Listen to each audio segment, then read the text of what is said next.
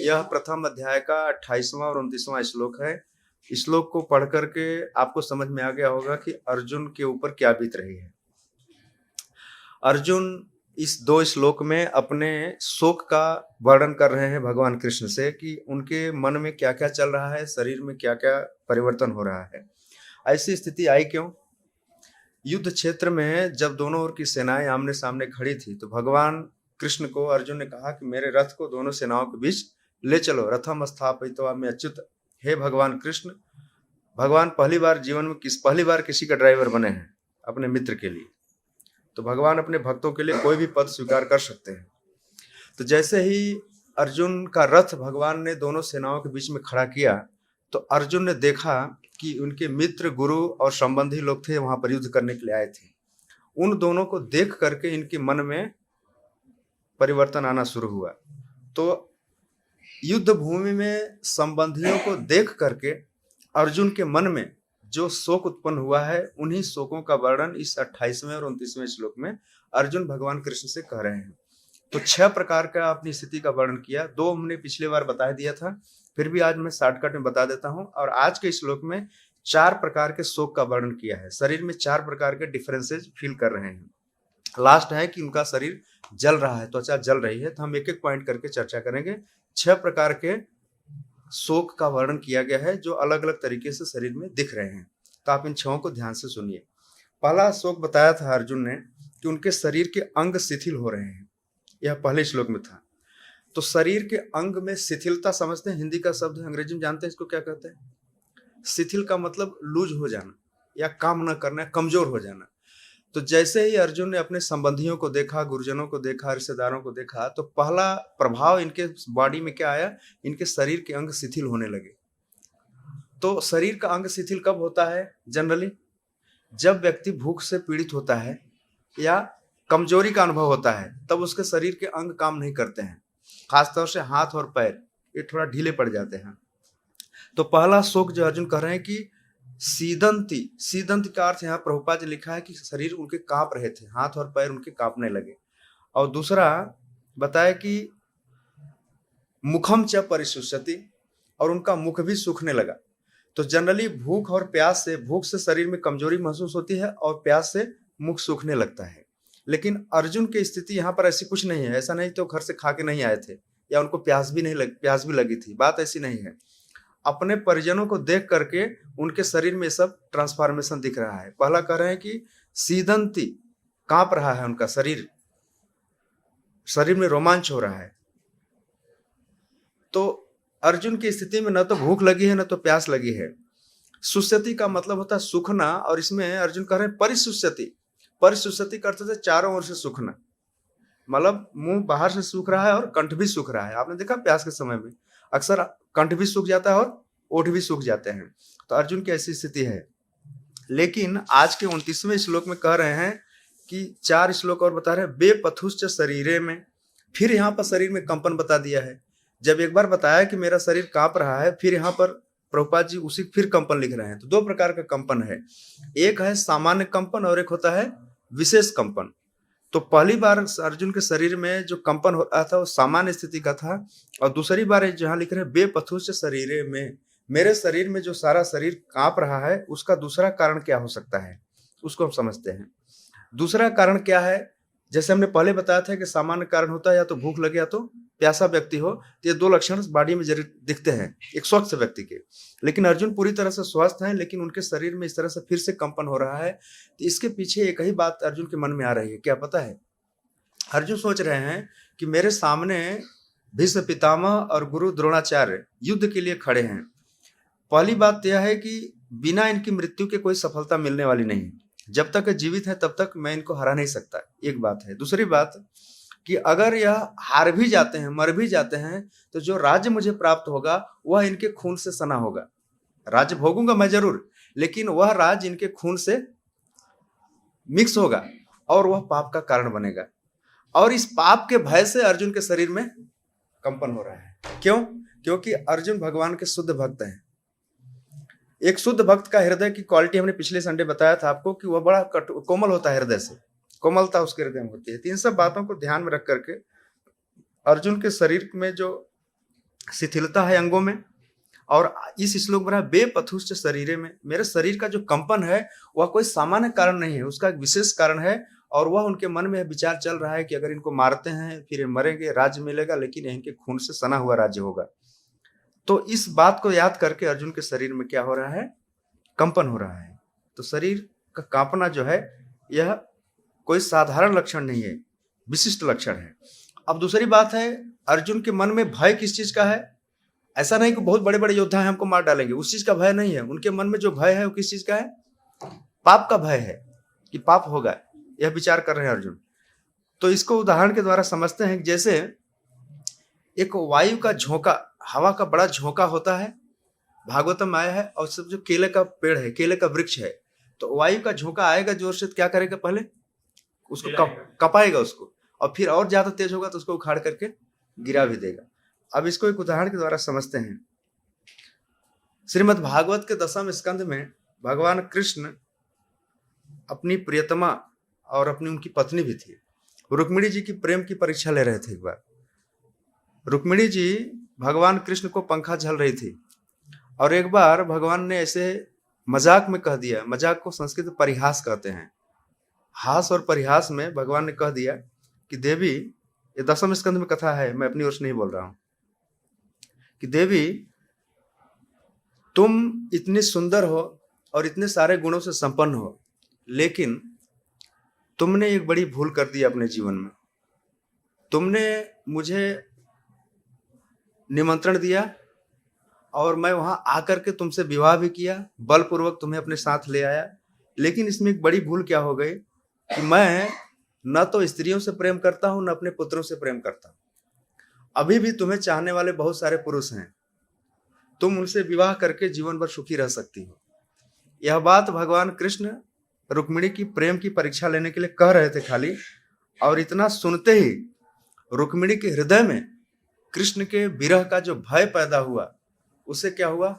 उनके शरीर में एक भय अर्जुन के हृदय में हो रहा है और दूसरा भय रुक्मिणी के हृदय में। इनका पूरा शरीर कांप रहा है, रुक्मिणी का हृदय भी कांप रहा है, ऐसा है। लेकिन अब यहां पर देखें तो रुक्मिणी के हृदय में जो कृष्ण के विरह का भय है वह कैसे पैदा हुआ? कृष्ण के अप्रिय वचनों से। कृष्ण उन्हें छोड़ना चाहते हैं एक प्रकार से। और दूसरी बात में आगे कहा कि रुक्मिणी जी जो थी, भगवान कृष्ण से उनके बातों को सुन करके उनके शरीर में और क्या क्या ट्रांसफॉर्मेशन हुआ, आगे लिखते हैं सुखदेव गोस्वामी कि आपने स्तंभ का नाम सुना है? स्तंभ, स्तंभ किसको कहते हैं संस्कृत हिंदी में? खंभा, पिलर है, पिलर। वो शरीर में जो है स्तंभित हो गया, किसका? रुक्मिणी का। जबकि रुक्मिणी की स्थिति जो है एक साधारण स्त्री जैसी नहीं है, वो साक्षात लक्ष्मी की स्वरूपा है, लक्ष्मी स्वरूपा है, और भगवान कृष्ण पूर्ण पुरुषोत्तम है। इन दोनों के बीच में जो प्रेम की बातें चल रही हैं, और अर्जुन भी कोई साधारण पुरुष तो नहीं है, अर्जुन भी भगवान के पार्षद हैं और भगवान के मित्र हैं, उनके सखा हैं। रुक्मिणी और अर्जुन की स्थिति पर विचार करें तो बहुत समानताएं हैं दोनों में, और दोनों के शरीर में जो परिवर्तन हो रहा है उसका कारण कृष्ण ही है। तो जैसे ही भगवान कृष्ण ने रुक्मिणी से कहा कि तुम चाहो तो अभी भी किसी और पुरुष के पास जा सकती हो, इतना सुनना था। रुक्मिणी के माइंड में जो केमिकल रिएक्शन हुआ है उसका सुखदेव गोस्वामी ऐसे वर्णन कर रहे हैं कि जैसे स्तंभित हो गई, बिल्कुल खंभे की तरह हो गई, मतलब उसके बॉडी में कोई मूवमेंट ही नहीं रहा। एक तरफ कान से सुन रही है और पूरे बॉडी, उसके हाथ जो है अपने आप लंबे हो गए, और हाथों में जो चूड़ियां थी वो अपने आप बाहर गिर गई। ऐसे मनोदशा का वर्णन कर रहे हैं सुखदेव गोस्वामी। जबकि साधारण व्यक्ति के ऐसा नहीं हो सकता है। कोई व्यक्ति किसी स्त्री से कहे कि मैं तुमको नहीं चाहता हूं अभी, तुरंत उसके शरीर से या उसके हाथ से चूड़ियां नहीं गिर जाएंगी, लेकिन रुक्मिणी के साथ ऐसा हुआ। और लिखा गया है कि रुक्मिणी जो है खंभे की तरह, बिल्कुल जैसे पोल गिरता है ना, आपने देखा है, हवा का झोंका बहुत तेज हो, बारिश तूफान में देखा होगा, गिरता है, पोल की तरह बिल्कुल गिर गई जमीन पर, और उसके हाथ से जो पंखा झल रही थी वो भी गिर गया। लेकिन अर्जुन की स्थिति में और रुक्मिणी की स्थिति में अंतर क्या है? अर्जुन गिरे नहीं रथ से। अर्जुन खाली इस बात का विचार करके मैं युद्ध करूंगा, द्रोणाचार्य मारे जाएंगे, भीष्म पितामह मारे जाएंगे। लास्ट में आगे आएगा, आपने सुना है कि संजय ने धृतराष्ट्र को क्या कहा कि पूरी देखने के बाद अर्जुन ने रथ के पिछले हिस्से में आकर के अपना धनुष और बाण रख दिया और चुपचाप बैठ गए माथे पर हाथ रख करके। अर्जुन क्यों नहीं गिरे? क्योंकि अर्जुन जो था पराक्रमी था और बलशाली भी था, पुरुष था। लेकिन रुक्मिणी क्यों गिर गई? क्योंकि वह स्त्री है और स्त्रियों में उतना बल नहीं होता है, उतना पराक्रम नहीं होता है, अबला भी कहा जाता है उसको। तो दोनों में मुख्य अंतर यही है। अब इसके बाद शरीर में जो रोमांच की बात यहाँ पर कह रहे हैं कि बेपथुश्च शरीर में, एक तो शरीर में कंपन हो रहा है। मैंने आपको इसका कारण बता दिया कि अर्जुन के मन में जो पाप के भय के कारण रोमांच हो रहा है, कंपन हो रहा है। तो कंपन दो प्रकार का हमने आपको बताया कि सामान्य कंपन और विशिष्ट कंपन। लेकिन अब फिर अगला बता रहे हैं, अगला लक्षण बता रहे, रोम हर्षश्च जायते। रोम हर्ष का अर्थ क्या होता है? रोमांच। रोम समझते हैं, शरीर के ऊपर जो रोए होते हैं। अंश का मतलब किनारे पर खड़ा होना, इसको बोलते हैं रोम अंश, रोमांच। तो दो प्रकार से रोमांच होता है। या तो कोई भौतिक परिस्थिति हो, बहुत डरावने वाली परिस्थिति हो, तब हमारे रोंगटे खड़े हो जाते हैं। या तो कोई बहुत भक्ति का विशिष्ट आनंद हमारे हृदय में लहरें उठ रही हो, भक्ति का कोई बड़ा परमानंद की अनुभूति हो रही हो, तब हमारे हृदय में रोमांच हृदय में कोई फीलिंग आती है, तब जाकर के ये रोमांच होता है। यहाँ लिख रहे हैं अर्जुन की बेपथुश्च शरीरे में, मेरा पूरा शरीर कांप रहा है, रोम हर्ष से जायते, और रोमांच भी हो रहा है। यह रोमांच दो प्रकार की परिस्थितियों से उत्पन्न होता है, एक भौतिक परिस्थिति, दूसरी आध्यात्मिक परिस्थिति। भौतिक परिस्थिति का अर्थ तो आपने देख लिया कि अर्जुन यहाँ पर अपने रिश्तेदारों को, मित्रों को, गुरुओं को, युद्ध के पहले की स्थिति, युद्ध के बाद की स्थिति, सारी चीज कैलकुलेशन करके उनके शरीर में रोमांच हो रहा है। लेकिन एक आध्यात्मिक रोमांच भी होता है। जैसे श्रील प्रभुपाद जी कहते हैं कि जब चैतन्य महाप्रभु नृत्य कीर्तन करते थे, महाप्रभु कीर्तन नृत्य गीत वादित्र मादन मनसो रसेन, इस तरह से आपने सुना है, मंगल आरती में गाते हैं। क्या है वो पूरा श्लोक कैसे है? रोमांच कंपाश्रु तरंग भाजो बंदे गुरु श्री चरणारविंद। वह एक आध्यात्मिक अनुभूति है। तो आध्यात्मिक अनुभूति जो होती है, महाप्रभु के द्वारा नर्तन और कीर्तन सुन करके शुद्ध भक्त जो गुरुदेव हैं, उनके वाणी में ये रोमांच होता है। तो रोमांच का दो कारण हमने आपको बताया, या तो बहुत ज्यादा भय हो जाए, अत्यधिक भयभीत, अचानक कोई ऐसी स्थिति पैदा हो जाए आपके सामने जो आपको हृदय से बहुत डरा दे, तब जाकर रोमांच होता है। लेकिन यहाँ अर्जुन जो डर रहे हैं, उनके रोंगटे जो खड़े हो रहे हैं, उसका कारण भौतिक परिस्थितियां हैं, आध्यात्मिक परिस्थितियां यहाँ पर नहीं है। तो यह बात क्लियर हो गई। फिर आगे लिख रहे हैं, गांडीवम स्रंसते, बहुत सरल श्लोक है। बेपथुश्च शरीरे में रोम हर्षश्च जायते, इतना आपने समझ लिया। गांडीवम स्रंसते, ये थोड़ा लंबा पॉइंट है, इस पर लंबी चर्चा करनी पड़ेगी। स्रंसते का मतलब है सरक रहा है। जैसे रुक्मिणी के हाथ से पंखा तो गिर कर अलग हो गया, लेकिन अर्जुन के हाथ से ऐसा नहीं कि धनुष ही पूरा गिर गया, गांडी उठ गया, सरक गया, थोड़ा नीचे हो गया बस। और लास्ट में अर्जुन जब पूरी दृश्य को देख लिए, उनके हृदय में भय पैदा हो गया और रोमांच भी हो गया, तब उन्होंने अर्जुन भगवान से कहा कि अब मैं युद्ध नहीं करूंगा, और धीरे से रख दिया पिछले हिस्से में जाकर, और बैठ गए। तब भगवान ने बोलना शुरू किया। यहाँ पर गांडीव की बात कर रहे हैं, तो गांडीव क्यों सरक रहा है? बिल्कुल वही स्थिति जैसे श्रीमद् भागवत में आपने सुना कि रुक्मिणी जो थे स्तंभित हो गई थी कृष्ण के अप्रिय वचनों को सुन करके। लेकिन यहाँ पर जब दो प्रकार से गिरना होता है, एक होता है जब कोई खंभे की तरह गिरता है तो बिल्कुल फ्लैट गिरता है, लेकिन जब कोई दूसरी अवस्था में गिरता है तो थोड़ा हाथ पैर सिकुड़ जाते हैं, जैसे बेहोशी की हालत में गिरता है, राइट, वो पूरा फ्लैट नहीं गिरता है। तो अर्जुन जो है यहाँ पर स्तंभित नहीं हुए हैं, बल्कि वो किस कारण से गिर रहे हैं उसका वर्णन यहाँ पर आगे आप सुनिए। अर्जुन के मन से गांडीव क्यों सरक रहा है, इसका कारण आचार्य लोग बताते हैं कि उनके मन में दुविधा है। दुविधा समझते हैं क्या है? मन दो चीजों के बीच में फंसा हुआ है। जैसे आपने दही मथने वाले की मथनी देखा है, और रस्सी से खींचते हैं, इधर खींचता है तो इधर जाता है, इधर खींचता है तो अगले श्लोक में आएगा, अगले संडे को। अगर आपको इसके विषय में सुनना है तो अगले संडे को आएगा। तो अर्जुन का मन जो है मथनी की तरह है, कभी इधर जाता है कभी उधर जाता है, लड़ू कि नहीं लड़ू, लड़ू कि नहीं लड़ू, ऐसा सोच सोच करके गांडीव जो है गांडीव स्रंसते, गांडीव जो है उनके हाथ से सरक रहा है। अब गांडीव की विशेषता सुन लीजिए। गांडीवधारी अर्जुन, विश्वकर्मा ने धनुष दिया था, स्पेशल गिफ्ट दिया था अर्जुन को गांडीव, और अर्जुन जो है हमेशा गांडीव को अपने हाथ में ही धारण करते थे, इसलिए उनका एक नाम भी क्या पड़ गया, गांडीवी, गांडीवी। और जैसे भगवान कृष्ण का धनुष था, उसका नाम क्या है पता है, सारंग। तो गांडीव धनुष जो है अपने आप में बहुत श्रेष्ठ है। इसकी विशेषता क्या है कि ये ऐसा धनुष है, इसको कोई दूसरा धनुर्धर न तो मार सकता, इसको काट नहीं सकता है, इसको छिन्न भिन्न नहीं कर सकता है। तो गांडीव शब्द कह करके अर्जुन कह रहे हैं कि मेरा धनुष इतना श्रेष्ठ है लेकिन मेरे हाथ से सरक रहा है। नहीं तो गांडीव जगह बोल सकते थे मेरा धनुष सरक रहा है। गांडीव शब्द का ही प्रयोग क्यों किया?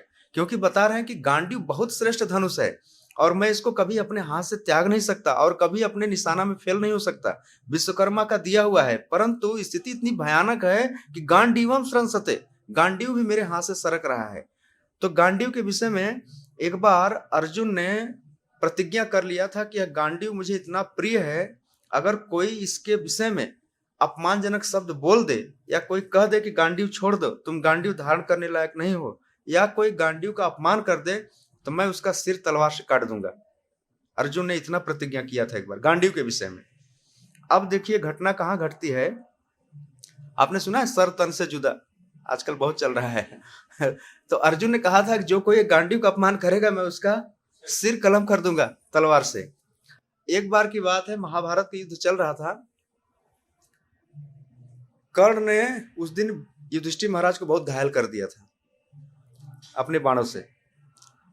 अर्जुन कहीं और युद्ध कर रहे थे किसी दूसरी दिशा में, और कर्ण इतने ज्यादा बाण छोड़े कि युधिष्ठिर महाराज काफी लहूलुहान हो गए, घायल हो गए। तो उन्होंने सोचा कि अब यहाँ टिकना ठीक नहीं, तुरंत अपने सारथी को बोला रथ जो है कैंप की तरफ ले चलो। तुरंत शिविर में गए, वहां पर थोड़ा मलहम पट्टी किया, फर्स्ट एड लिया और शिविर में थोड़ा रेस्ट ही ले रहे थे। इतने में अर्जुन को पता चला कि महाराज युधिष्ठिर बुरी तरह से घायल हैं और युद्ध क्षेत्र छोड़ करके कैंप में चले गए हैं। ये महाभारत में लिखा है। तो जैसे ही अर्जुन को पता चला, चूंकि युधिष्ठिर महाराज बड़े थे और उनका घायल होना निश्चित रूप से चिंता की बात है, तो अर्जुन उनका हालचाल जानने के लिए पहुंच गए। कहाँ? कैंप में ही पहुंच गए। दिन की बात है, रात को युद्ध होता नहीं था, बंद हो जाता था। जैसे ही अर्जुन को देखा युधिष्ठिर महाराज ने कहा कि अर्जुन, तुमने अपने गांडीव से कर्ण का वध कर दिया क्या, इसलिए तुम वापस आए हो? बोले नहीं भैया, मैं तो आपका हालचाल जानने के लिए आया हूँ। तो युधिष्ठिर महाराज को क्रोध आया कि तुम नपुंसक हो। नपुंसक समझते हैं ना, तुम हिजड़ा हो, तुम्हारे अंदर दम नहीं है। एक गांडीव तुमने बेकार का धारण कर रखा है, तुम्हारे गांडीव की कोई कीमत नहीं है। जैसे ही अर्जुन ने सुना इस बात को, अब कृष्ण भगवान थे, आपने याद है उनकी प्रतिज्ञा? अर्जुन ने क्या प्रतिज्ञा किया था? जो कोई गांडीव का अपमान करेगा मैं उसका निकाल लिया तलवार। देखिए अब क्या हो रहा है महाभारत में, फैमिली में ही फाइटिंग हो रही है। यह दृश्य आपने कभी देखा नहीं होगा, शायद सुना भी नहीं होगा। अर्जुन ने तलवार निकाला, भगवान कृष्ण बोले क्या कर रहे हो? बोले मैंने प्रतिज्ञा किया था जो मेरे गांडीव को अपमान करेगा मैं उसका सिर काट लूंगा। भगवान ने समझाया कि ऐसा ही करोगे, तुम्हारे लिए युद्ध हो रहा है, तुम आपस में ही लड़ोगे तो फिर आगे काम कैसे होगा? तो सोचिए। तो भगवान ने कहा कि एक काम करो, तुम्हारी प्रतिज्ञा पूरी हो जाएगी और महाराज का सिर भी नहीं काटना पड़ेगा। तो बोले वो कैसे होगा? तो भगवान कृष्ण ने उनको एक उपाय बताया कि जो सम्मानित पुरुष लोग होते हैं, जो अपने से बड़े होते हैं, उनको अगर कठोर वचन कह दिया जाए तो उनको मारने के बराबर है। एक काम करो, तुम युधिष्ठिर महाराज को कुछ कठोर वचन बोलो तो तुम्हारी प्रतिज्ञा भी बच हो जाएगी और उनका सिर भी बच जाएगा, और चलो वापस अब युद्ध करना है। तब अर्जुन ने क्या कहा? युधिष्ठिर महाराज को कठोर वचन सुनाना शुरू किया। बोला कि आपके वजह से द्रौपदी को जुए में हारा गया, आपकी वजह से आज सब लड़ाई हो रही है, आप चाहते तो युद्ध बच जाता था, आप इतने आसक्त हो, आप इतने कमजोर हो, बहुत सारे शब्द कह दिए, महाभारत में से लिखा हुआ है। तो फिर युधिष्ठिर महाराज सुन रहे हैं, एक तो चोट लगी है, घायल है, और ऊपर से अर्जुन ने प्रवचन दे रहा है राइट, वो भी छोटा होकर के। फिर जैसे ही युधिष्ठिर महाराज ने अपमान के वचन सुने, वो उठ करके जंगल की ओर चले जाएंगे। बोले अब मैं नहीं रुकूंगा यहाँ, मैं जा रहा हूँ। भगवान बोले कि ये प्रॉब्लम, जिसके लिए युद्ध हो रहा है, ये आपस में लड़ रहे हैं, तलवार हटा करके वाणी पर लाया, अब बोले मैं जा रहा हूँ जंगल में तपस्या करूंगा, मैं युद्ध नहीं करूंगा। भगवान ने उनको समझाया किसी तरह से। फिर अर्जुन कहा कि काम करो, तुम बाद में क्षमा मांग लेना युधिष्ठिर महाराज से कि मैंने प्रतिज्ञा बचाने के लिए ऐसा किया था, ठीक है, आपका गला न काटना पड़े, इसलिए हमने आपको कठोर वचन बोले, मुझे क्षमा कर दीजिए। और भगवान ने भी समझाया तो समझ गए, मान गए। अब अर्जुन ने कहा कि मैंने बड़ों का अपमान किया है, अब मैं जीवित नहीं बचूंगा, अब मैं अपना गला काटूंगा। तलवार उठाया कि मैं अपना गला काटूंगा। तो भगवान ने कहा ये बड़ी समस्या हुई, देखो एक को समझाया तो अपना गला काटने पर उतर गया है। तो भगवान ने अर्जुन से कहा कि एक काम करो, तुम अपना भी गला मत काटो। अगर मनुष्य अपने मुंह से अपनी प्रशंसा करे तो समझो मौत के बराबर है। आप समझ गए? भगवान अर्जुन को शिक्षा दे रहे हैं, अपने मुंह से अपनी बड़ाई करना क्या है, मौत के बराबर है। तो अर्जुन से कहा कि तुम एक काम करो, यही जोर जोर से कहो कि मैं बहुत महान धनुर्धर हूं, मैंने ही स्वर्ग से जाकर के सारे अस्त्रों को लाया है, मैंने ही द्रौपदी को स्वयंवर में जीता है, मैंने ही शिव जी को हराया है, मैंने ही पाशुपात अस्त्र प्राप्त किया है, मैं पांडवों में श्रेष्ठ हूँ। ऐसे अपनी बड़ाई खूब करो। जब पूरी बड़ाई कर लिया तो बोलेगा पूरा काम हो गया तुम्हारा, तलवार रख दो। समझ गए? तो उसका भी काम हो गया। तो इसमें हमें दो शिक्षा मिलती है, क्या पता है इसमें हमारे लिए क्या पॉइंट है? बड़े लोगों को मारने की जगह उनसे उनके थोड़ा कठोर वचन बोल देना चाहिए, लेकिन उनका गला नहीं काटना चाहिए अगर जरूरत पड़े तो। और अपने मुंह से अपनी बड़ाई नहीं करनी चाहिए। आजकल ज्यादातर लोग होते हैं ना, अपने बारे में बहुत सुनना चाहते हैं। अपने मुंह से अपनी बड़ाई करना मृत्यु के बराबर है, और अपने से सम्मानित लोगों को कठोर वचन बोल करके उनका अपमान करना भी मृत्यु के बराबर है। दोनों से बचना चाहिए। तो भगवान कृष्ण ने इस प्रसंग के माध्यम से अर्जुन की प्रतिज्ञा तोड़वाई और दोनों का सर बचा लिया, लेकिन मनुष्य समाज को शिक्षा दे गए कि सम्मानित लोगों को कटु वचनों से आहत नहीं करना चाहिए, इससे दुर्भाग्य आता है। क्योंकि बड़े लोग अगर अभिशाप दे देते हैं दुखी होकर के, तो छोटे लोगों के जीवन में बहुत कष्ट आता है। इसलिए सावधान रहना चाहिए। अपने से जो बड़े लोग हैं उनको बाण से भी घायल करने का प्रयास नहीं करना चाहिए। एक तो तलवार से मारना तो ठीक है, आजकल सीधा तलवार से ही मार देते हैं, वाणी का बाण तो छोड़ो। क्योंकि तलवार का घाव भर जाता है, बल्कि वाणी का घाव जो है नहीं भरता है। इसलिए वाणी का बाण चलाने से पहले थोड़ा सोचना चाहिए कि किसके ऊपर चला रहा हूं। ठीक है, भगवान ने अर्जुन से कहा था तब चलाया था अर्जुन ने, अर्जुन तो सीधा काटने ही वाला था। राइट। तो हमें भगवान की बात को ध्यान में रखना चाहिए कि कभी भी वाणी का बाण नहीं चलाना चाहिए, विष बाण, व्यंग बाण नहीं चलाना चाहिए, खासतौर से सम्मानित लोगों के ऊपर, अपने से बड़े लोगों के ऊपर। और दूसरी बात है, अपनी प्रशंसा की बात आए तो कान बंद कर लेना चाहिए, और अपने मुंह से खूब बड़ाई नहीं करना चाहिए कि हमने ये किया, हमने वो किया। आजकल बहुत ज्यादा लोगों में पाया जाता है ना, बहुत हमने कर दिया, हमने वो कर दिया। इससे क्या होता है मालूम है? अपजस की प्राप्ति होती है, लोक में अच्छा मैसेज नहीं जाता है। लास्ट पॉइंट क्या है इसमें? गांडीवम स्रंसते। तो गांडी के विषय में आपने इतना सुन लिया। हस्तात, हाथ से सरक रहा था। त्वक मतलब त्वचा, च एव परिदह्यते, त्वचा भी जल रही थी। इतना सारा लक्षण आपने सुना, ये शोक के लक्षण है। जब मनुष्य के जीवन में भय होता है, शोक होता है, तो ये सब शारीरिक लक्षण दिखाई देते हैं। हाथ पैर कांपना, मुंह का सूखना, पूरा शरीर कांपना, और हाथ से कुछ छूट जाना। देखा ना आप कभी, लोग पानी का गिलास ले रहे तो छूट जाता है अचानक, कोई डर ज्यादा हो गया है, खड़ा नहीं हो पाता है। ये सारे शोक के कारण है। लेकिन लास्ट वाला जो पॉइंट है थोड़ा ध्यान देने योग्य है। शरीर में जो जलन होती है, यहाँ लिखा है कि परिदह्यते। दह्यते का मतलब जलना, और परिदह्यते का मतलब अच्छी तरह से पूरा शरीर ऊपर से नीचे तक जल रहा है। अब आप बताइए, जीव का शरीर कब जलता है? जब फीवर होता है, राइट, टेम्परेचर बढ़ता है। हमारा आपका अनुभव यही है ना। तो शास्त्रों में एक ज्वर की बात की गई है जिसका नाम है आध्यात्मिक ज्वर। एक तो ज्वर होता है फीवर, आजकल मलेरिया से हो जाता है, डेंगू हो जाता है, फीवर बढ़ जाता है, टेम्परेचर बढ़ जाता है, तब पूरा शरीर जो है डिस्टर्ब हो जाता है। लेकिन शास्त्रों में जिस ज्वर की बात की गई है उसका नाम है आध्यात्मिक ज्वर, स्पिरिचुअल फीवर। स्पिरिचुअल फीवर के बारे में कहा गया है कि इस फीवर का अनुभव वही कर सकता है जो भक्ति में बहुत आगे हो, भक्ति में बढ़ा चढ़ा हो।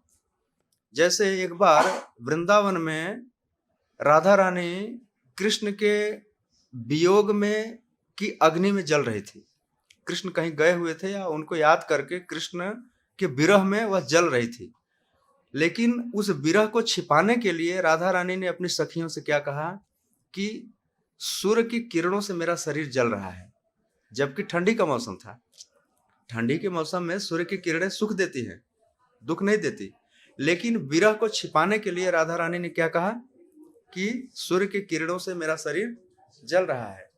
तो यह स्पष्ट है कि राधा रानी के शरीर में जो है वह विरह की अग्नि है। जिससे उनका शरीर जल रहा है।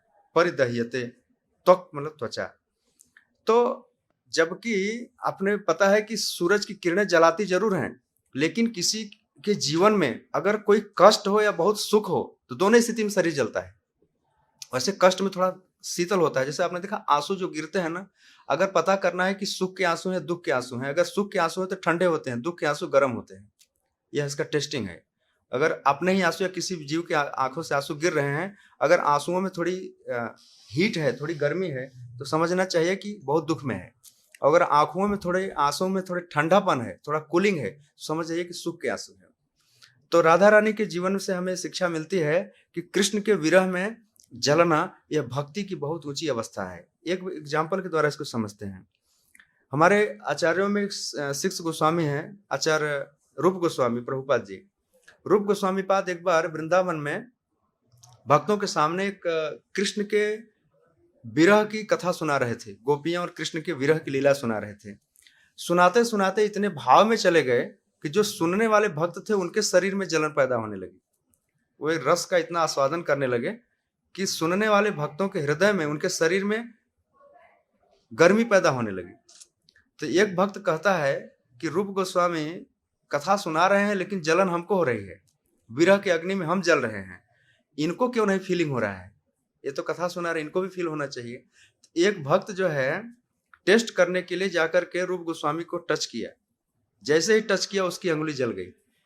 तो रूप गोस्वामी इतना जल रहे थे विरह के अग्नि में, जस्ट टेस्ट करने के लिए।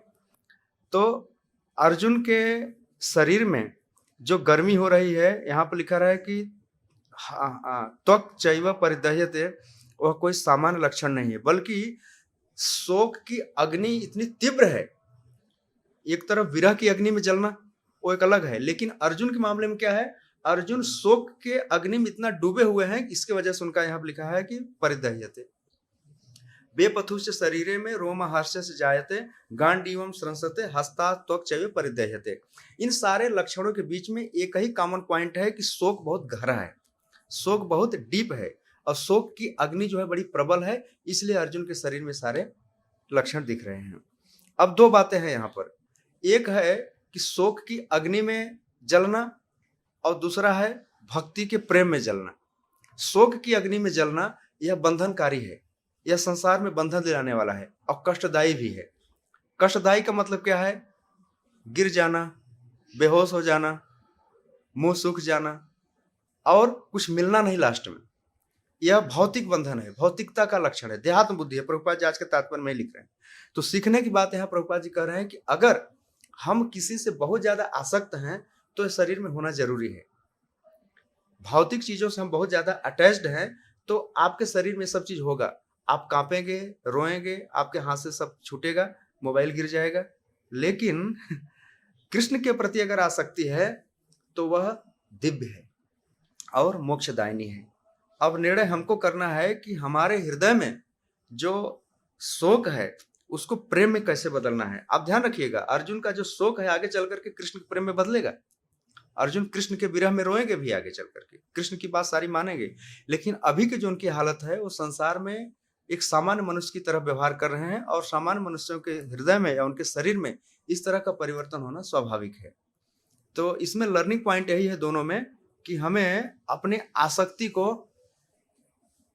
शिफ्ट करना चाहिए, चेंज करना चाहिए उसको, और सांसारिक चीजों से हटा करके उसे हमें आध्यात्मिक चीजों की ओर उसको मोड़ देना चाहिए। और ध्यान रखना चाहिए कि अर्जुन के हृदय में जो लक्षण दिख रहे हैं यह उनकी हृदय की दुर्बलता नहीं है, बल्कि उनकी किसका कारण है? वो कोमलता के कारण है। और हमारे आपके हृदय में जो होता है वह सिर्फ हृदय की दुर्बलता है। आगे चल करके इसी हृदय की दुर्बलता के कारण वह कंजूस कहा जाता है। आगे अर्जुन ने कहा है कि कार्पण्य दोषम अपहृत स्वभाव हृदय दौर्बल्यम। अर्जुन ने स्वीकार किया कि प्रभु ये मेरी हृदय की दुर्बलता है कि मैं सब कुछ कर नहीं पा रहा हूं, मेरे हृदय में दोष आ गया है। तो सामान्य मनुष्य के जीवन में यही सारे दोष हैं, वह कृपण हो गया है। कृपण समझते हैं ना? कृपण का अर्थ है जो उसके पास धन है उसको खर्च नहीं करना।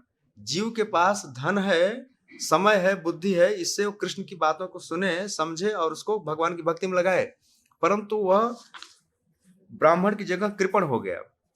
तो इस कृपणता को हमें समझना चाहिए कि हमारे हृदय में बहुत सारी ऐसी चीजें हैं। ये जो सारा कलमश है, अर्जुन आगे चल कहेंगे कि हमारा कलमश है, इस कलमश को दूर करने के लिए अर्जुन ने क्या किया? भगवान को सरेंडर किया। शिष्यस्ते हम त्वाम साधिमाम प्रपन्नम। साधि का अर्थ समझते हैं क्या? साधि का अर्थ है शिक्षा देना। तो उसी तरह जैसे अर्जुन ने भगवान की शरण ग्रहण करके अर्जुन से भगवान से कहा मुझे शिक्षा दीजिए, मुझे ट्रेनिंग दीजिए, मुझे बताइए कि सही क्या है गलत क्या है, उसी तरह से हमें भी भगवान कृष्ण या उनके प्रतिनिधि को समर्पित होना चाहिए ताकि हमें शिक्षा मिल सके, हमारा अज्ञान दूर हो सके और हम भी अपने कर्तव्य पथ पर आगे बढ़ सके। यह इस गीता को पढ़ने का अभिप्राय यह है, उद्देश्य है। आपने कहानियां तो सुन लिया, बहुत सारे आपको नैतिक उद्देश्य मिल गए। अर्जुन के चरित्र के द्वारा हमें एक भक्त बनने में जो जो चीजें चाहिए सब मिल जाता है।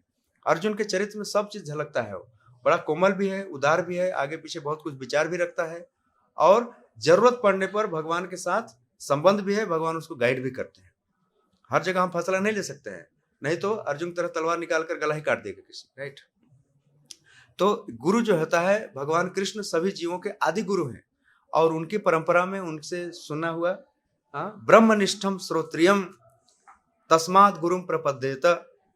गुरु जो होता है वेद में निष्ठ होता है, ब्रह्म का अर्थ वेद है, वेद में स्थापित होता है, और श्रोत्रियम, श्रोत्रियम मतलब सुना हुआ है, अपने गुरु से सुना हुआ है। ऐसा गुरु जो है हमारा मार्गदर्शन कर सकता है, जैसे श्रील प्रभुपाद जी। तो हम श्रील प्रभुपाद जी की संस्था में हैं, बड़े भाग्य से हैं, तो बड़े कम समय में हमारा अज्ञान दूर हो सकता है। नहीं तो वेद इतने सारे हैं, इतने सारे पुस्तकें हैं, अगर हम अपने कल्याण का मार्ग ढूंढने जाएंगे तो बहुत मुश्किल से मिलेगा, नहीं मिलेगा। लेकिन यह तुरंत बता दिया जाता है कि तुम शरीर नहीं, तुम आत्मा हो, कृष्ण के साथ तुम्हारा संबंध है, तुम दास हो। इसलिए हमारे यहाँ जब दीक्षा दी जाती है तो लोगों के नाम के आगे क्या लगाया जाता है? दास। और हम क्या समझते हैं? बास, राइट। जब तक दीक्षा नहीं तब क्या समझते हैं? हम बास हैं। और नहीं तो दास का उल्टा क्या होता है? खास, हम खास हैं। और जब तक हम खास समझते हैं ना तो कोई घास नहीं डालता।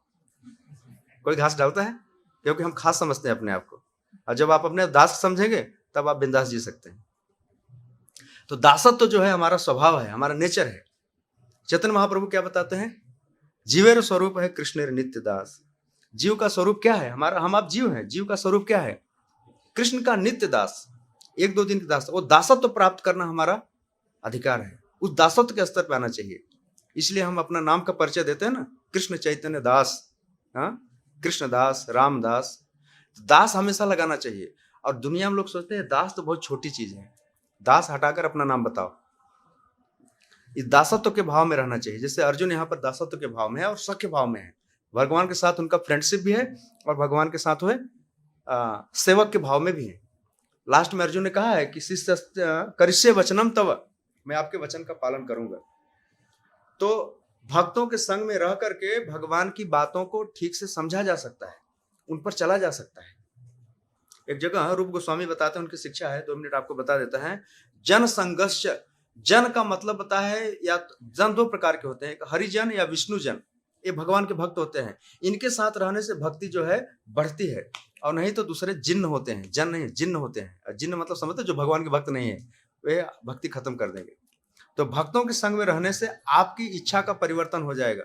भक्तों के साथ रहने से आपको भगवान की सेवा की इच्छा होगी, और भक्तों से दूर चले जाएंगे तो माया को भोगने की इच्छा होगी। बस फर्क इतना ही है। भक्ति सिद्धांत सरस्वती महाराज बताते हैं कि मान लीजिए आप नए भक्त हो, आपको 2 रास्ता बताया जाए, एक तरफ शेर है, दूसरी तरफ भक्त है, किसके साथ रहना चाहोगे? भक्त के साथ रहो। नहीं, ऐसा बताया कि एक तरफ शेर है, दूसरी तरफ अभक्त है, किसके साथ रहना चाहोगे? शेर के साथ रह लो, अभक्त के साथ मत रहो। क्यों?